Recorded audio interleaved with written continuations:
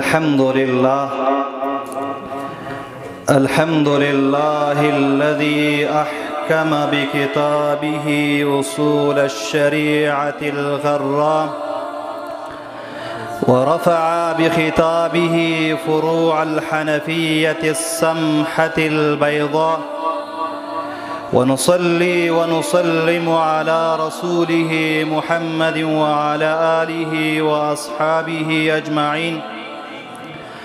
أما بعد، فقد قال الله تعالى في محكم كتابه وهو أصدق القائلين: أعوذ بالله من الشيطان الرجيم، بسم الله الرحمن الرحيم. والعصر إن الإنسان لفي خسر. وقال الله تعالى في موضع آخر: الذين يؤمنون بالغيب ويقيمون الصلاة ومما رزقناهم ينفقون. وقال الله تعالى في موضع آخر: اهدنا الصراط المستقيم صراط الذين أنعمت عليهم غير المغضوب عليهم ولا الضالين. صدق الله العظيم. وقال النبي صلى الله عليه وسلم: الخوارج هم كلاب جهنم، وفي رواية: الخوارج هم كلاب النار. وقال رسول الله صلى الله عليه وسلم: من صلى صلاة الصبح جماعة أو قال بجماعة فهو في ذمة الله. وقال الله تعالى في شان حبيبه: إن الله وملائكته يصلون على النبي يا أيها الذين آمنوا صلوا عليه وسلموا تسليما. اللهم صل على محمد وعلى آل محمد كما صليت على إبراهيم وعلى آل إبراهيم إنك حميد مجيد. اللهم صل على محمد وعلى آل محمد كما صليت على إبراهيم وعلى آل إبراهيم إنك حميد مجيد. اللهم صل على محمد أفضل الصلوات. محترم سامعين، اولا درتا دا طیف مظلوم محمد مجتبی صلی الله علیه وسلم تحفه درتا بیانوم چې معبره شوی ده. فالسلام علیکم ورحمة الله وبرکاته. ثانیا، زما موضوع چې هغه هر اړخیزه موضوع ده، هر طرف څخه به یو څه مسایل ستاسو په درانه حضور کې بیان کړم، خو لیکن مخکې د مسایلو بیانولو څخه ستاسو توجه غواړم. مسلمانانو ورونو، طلبه کرامو، الله عز وجل مخکې قسم کوي په وخت باندې، لکه مخکې مکرر هم وخت اشاره وکړه چې الله تعالی فرمایي: والعصر، قسم دی ما. الله تعالی فرمایي چې په زماني باندې زما قسم وي، یا په وخت د مازدیګر زما قسم وي.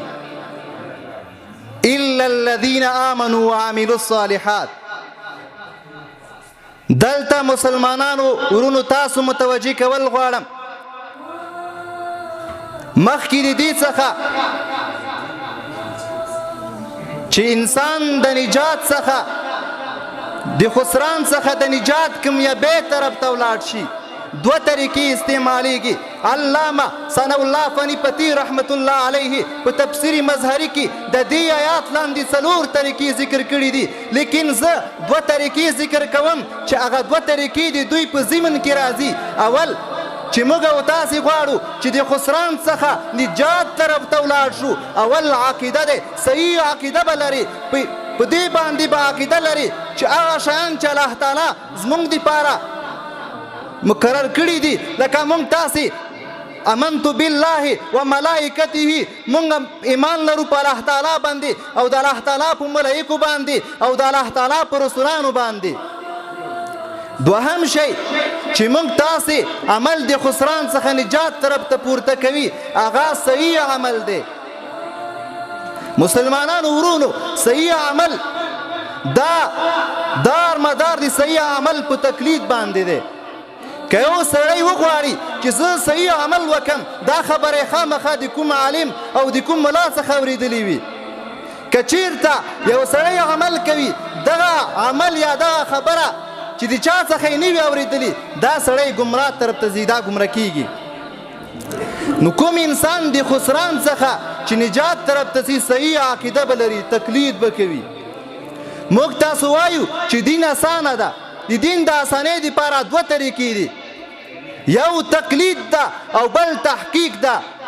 یو سړی راجګ شي چې وایي زه په دین باندې عمل کوم، د تحقیق پړی کوم، ځان به ستړی کي. اول به لنډه دی چې ادي شی موږ تاسې چې دغه سړی کوي هغه اودس هم دی په صحیح طریقې باندې نشي کولی، ځکه تحقیق په طریقې باندې کوي. اول به دی فکر کوي چې زه دغه اودس موتی د رسول الله صلی الله علیه وسلم په طریقو باندې وکم. دی به قرآن کریم 6,600 آیتونه تلاوت کوي، دې کې به د امتیازو حکم د سنت مطابق پیدا کوي او بیا به عمل کوي، بیا به امتیاز کوي. قرآن کریم کې خو د امتیازو حکم نسته. بیا به راځي احادیث به مطالعه کوي، کوشش به کوي، تلاش به کوي، تحقیق به کوي. امام سیوطي رحمت الله علیه فرمایي چې 50,000 احادیث دي، دا به ګوري، دا به مطالعه کوي تر دې پورې چې چا خبره پر دغو کې امتیاز هم ترلي وي. دویم دین چې آسان دی د تقلید په وجه آسان دی. الله عز وجل سورة فتحه کې هم د تقلید طرف ته اشاره کړې ده. الحمد لله رب العالمين مالك يوم الدين إياك نعبد وإياك نستعين اهدنا الصراط المستقيم. تر نستعين پورې الله عز وجل ایمانیانو ته اشاره کړې ده، صحیح عقیدې ته اشاره کړې ده. او د هغې څخه وروسته بیا الله تعالی د تقلید طرف ته اشاره کړې ده. اهدنا الصراط المستقيم. مونږ دعا کوو چې یا الله مونږ ته صراط مستقیم وښیه. صراط مستقیم څه شی دی؟ انعمت علیهم. ای الله تعالی مونږ ته د هغو کسان لار راوښیه چې ستا انعام پې کړی دی، شهدا دي، صالحین دي، انبیا علیه الصلاة والسلام دي. یا الله تعالی هغه لارې څخه مونږ وساته چې هغه د مغضوب علیهم لار دی او د ضالینو لار دی، د هغې څخه مونږ ته نجات راکړه. نو دې نه معلومیږي چې دلته د تقلید دوه قسمه دی. یو تقلید ممدوحه، یعنی چې ښه اوصاف پکې بیانېږي چې هغه انعمت علیهم من النبیین والصدیقین والشهدا، د دغو لاره دی. موږ تاسو باید د دغو لاره اختیار کړو، د فقهای کرامو لاره اختیار کړو. او بله د ضالینو لاره دی، د مغضوب علیهم لاره دی. الله تعالی د داسې لارو څخه موږ وساتي. او بله چې الله تعالی سورة بقره کې اشاره کوي الذين يؤمنون بالغيب، دلته اول صحیح عقیدې طرف ته اشاره کوي. صحیح مؤمنان هغه دي چې الله تعالی کوم شیان ورته نازل کړي دي هغې باندې ایمان لري، قوي ایمان لري. د هغې څخه وروسته بیا الله تعالی صحیح عمل طرف ته اشاره کړې دی. مسلمانانو ورونو اخیرنۍ خبرې ته راځم. موږ تاسو چې غواړو چې نسب ثابت کو هم بغیر د تقلید نه کېږي. یو کس نه څوک تاسو پوښتنه وکړئ چې ته د چا بچی یې، هغه به ورته وایي چې زه د پلونکي بچی یم. نو ته به ورته ووایي تا ته څه پته ده ته د هغه بچی یې. هغه به ورته وایي ما ته مو ویلي دا د پلار ده. خو نو صحیح خبره دغه دی چې بغیر د تقلید د وجې نه عمل صحیح کېږي او نه نسب صحیح کېږي. الله تعالی دې موږ تاسو ته په دې باندې د عمل کولو توفیق راکړي. وآخر دعوانا ان الحمد لله رب العالمین.